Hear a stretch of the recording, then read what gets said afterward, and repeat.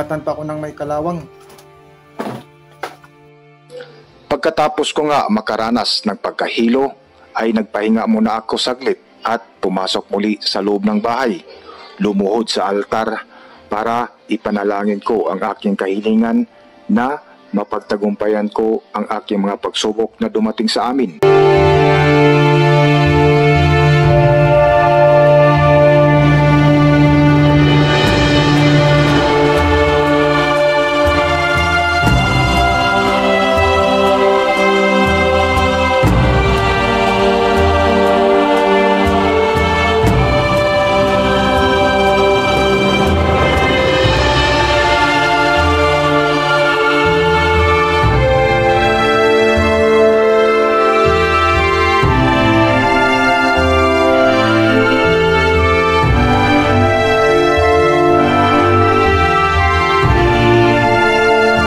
Jesus, inilalagay ko po sa inyong harapan ang aking mga balakin, ang aking mga gawain upang inyong pagpalain at papagtagumpayan.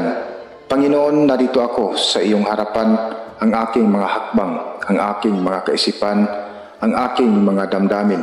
Iaalay ko sa iyo ang lahat na ito sapagkat alam ko, Lord, na sa iyo naman nanggaling ang lahat na pag-ibig at lahat na bagay na makikita sa buong daigdig. Panalangin ko sa iyo, Panginoong Hesus, basbasan mo ng iyong kapangyarihan at kadakilaan ang aking mga plano upang magtagumpay sa aking buhay na kasama ang iyong kaluwalhatian. Sa pangalan ng aming tagapagligtas na si Hesus, na iyong bugtong anak. Amen.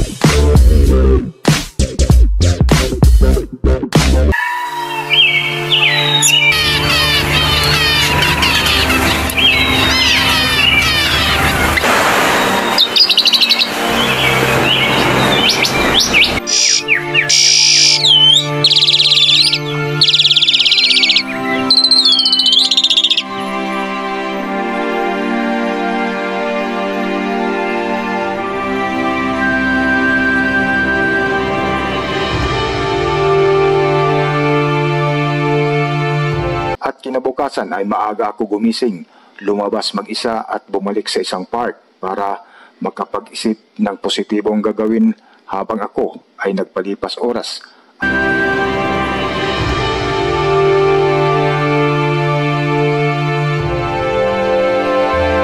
Para maiparating natin sa ating mga viewers o mga followers o mga subscribers dito sa aking YouTube channel. So pakiusap ko lang mga kakibat, so kung bago lang kayo dito sa YouTube channel ko, so panoorin nyo muna ang aking video bago kayo mag-subscribe para hindi masayang yung pag-follow nyo dito sa aking channel mga kakibat.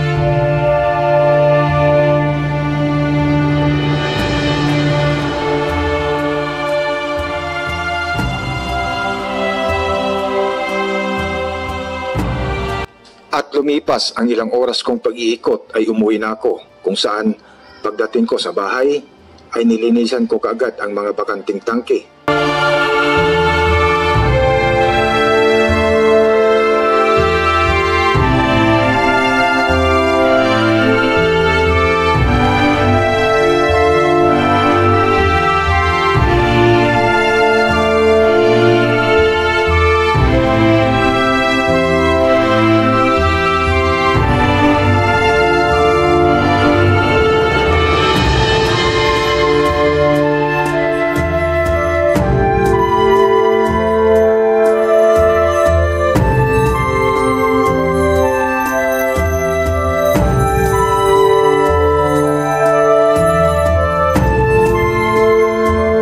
So ngayon mga kakibat, lilinisan ko lang ng konti itong mga tangke para pag nakita naman ng mga buyer, medyo malinis tingnan. So let's go.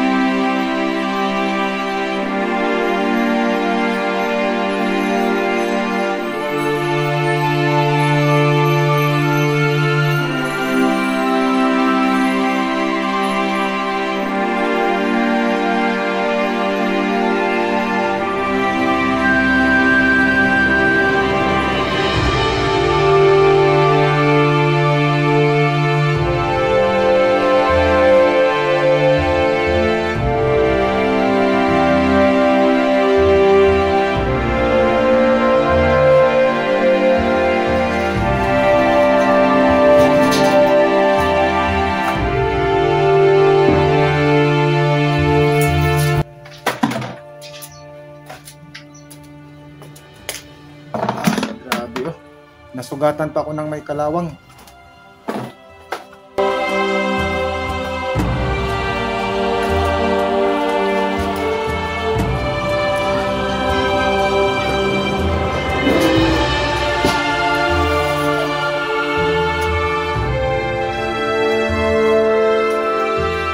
Last one.